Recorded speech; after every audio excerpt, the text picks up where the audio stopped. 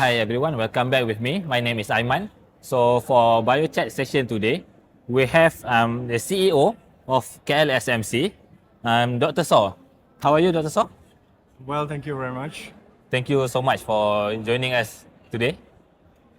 So let's start with introduction. Maybe you can introduce yourself first and introduce KLSMC. Yeah. My name is Dr. Saw. I'm an orthopedic surgeon, practicing orthopedic surgeon.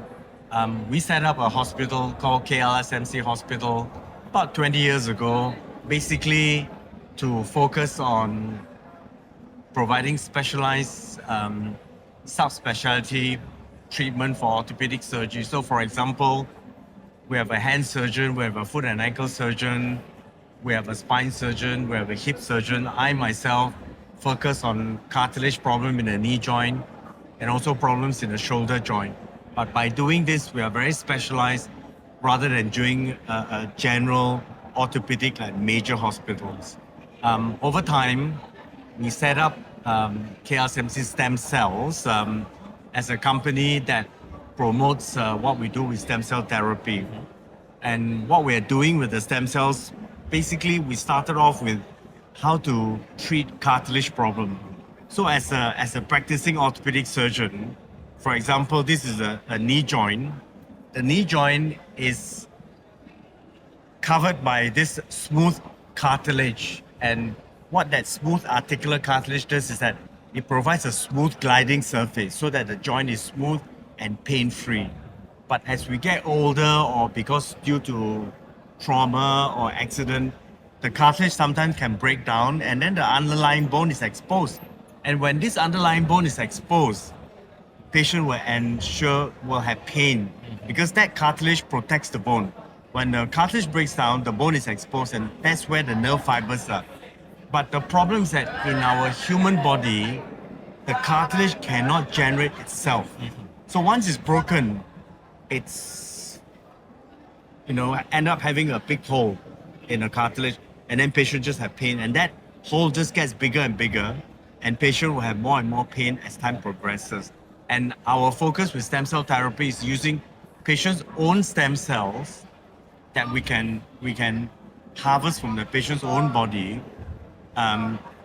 drill into the cartilage, injecting the stem cells in, and the stem cell will then replace and repair the cartilage. What we call a biological implant, whereby using patient own cells to repair and regenerate the cartilage. Now, we also know that if we are faced with the elderly patients, some of them are bow-legged, some of them has got very advanced wear and tear. But if the patients are, for example, more than 60 years old, a total knee replacement works very well. And that's using a metal implant like metal, plastic, and cement. But for a young guy like you, total knee replacement, if you have a cartilage injury, it's not feasible because they don't last forever and they're not designed for young people. So young guys like you wants to go running, wants to play football, want to play badminton, it's not designed to do that. It's okay for an elderly patient who just wants to walk and pain-free, but they can't squat properly and they can't do very active sports. So that's where the technology that developed for cartilage started from the stem cell company. But over time, because of the cartilage success, we also use this technology for other regeneration. So for example, we can regenerate bone, we can heal tendinitis like Achilles tendinitis, tennis elbow, golfer's elbow. We can apply all this technology for the rest of the musculoskeletal system. That's what we are doing now. So we started with cartilage, but over time we expanded our options to other aspects of the musculoskeletal system. Thank you very much. That's actually really interesting to know about what the KLSMC is all about actually. So you mentioned before about the stem cell therapy, but what is the stem cell therapy is actually about?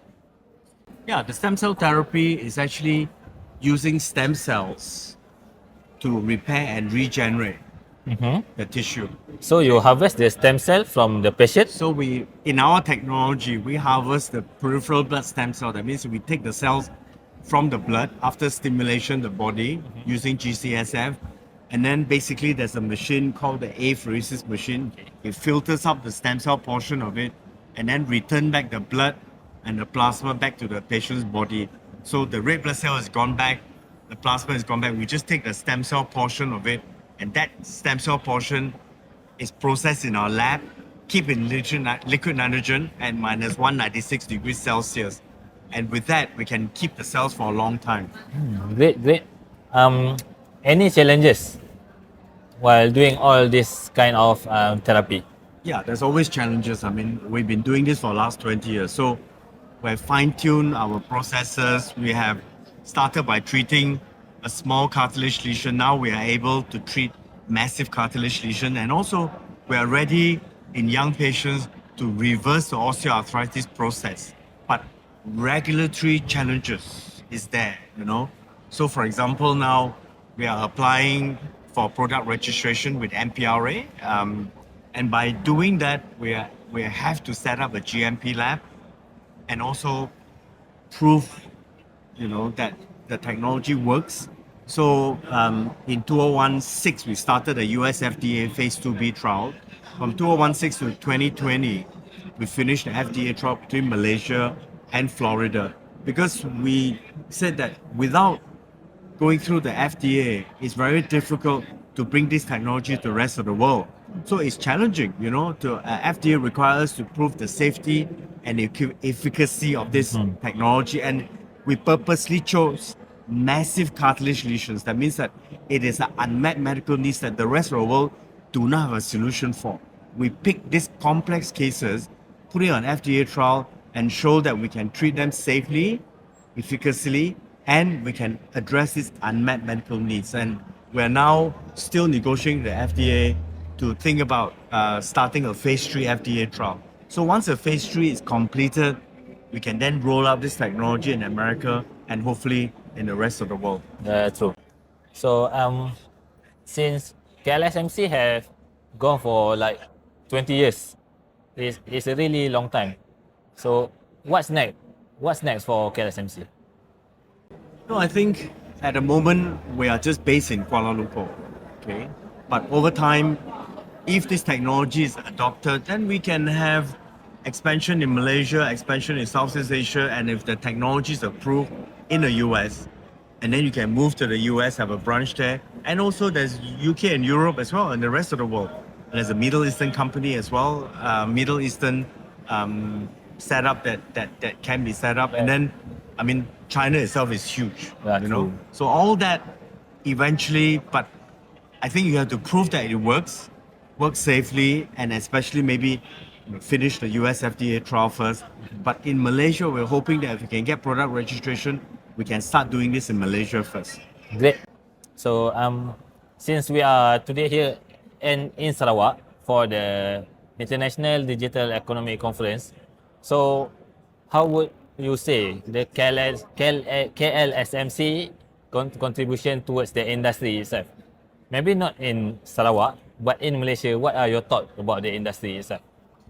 Well, you know, we are treating orthopedic problems that currently the rest of the world a lot of times don't have good solution for. So for example, in orthopedic surgery, there's a lot of accidents in Malaysia, in rural Malaysia. There are bone that's broken, the bones get infected, but we can remove those bones and we can rebuild bones, you know? And then patient can walk properly. If we can rebuild cartilage, they don't have pain. And then the tendinitis and all these problems that athletes have can be treated efficiently and with better results. But we don't have to stop, you know, in Kuala Lumpur. I mean, we can have a setup in East Malaysia. That's not a problem. And then expand it. And basically just have to teach, have a lab to set up, teach the surgeons how to use the technology, injecting the stem cell, the physiotherapy setup, and we can replicate what we are doing in Malaysia. So I look at KL as a nidus, as where we start off, and then we can branch it out to different part of Malaysia and get like-minded orthopedic surgeons who want to learn this technology. We can teach them how to do that, and then they can do that in a respective place like Sarawak, Sabah, or different parts of Malaysia. Great. So before we end this session, maybe you have any other things that you want to share to the audience, our viewer maybe, or potential clients? Well, I mean, I really think that the potential of stem cells is here, and we can reverse pathology. So we can now, for example, people are talking about joint preservation. So, I mean, if an elderly patient, 60 years old, requires a knee replacement, but the guy has been suffering for the last 10 years, okay? But we catch it when they are 40, when they are 50, we can preserve the joint so that they do not need Early prevention. metal and big surgery to replace the joint. So the future is joint preservation, and you need stem cells for joint preservation. That's a really great sharing from you. Very insightful. Thank you so much, Dr. Saw, for being here with us today for Biochat session. Thank you so much. Thank you very much.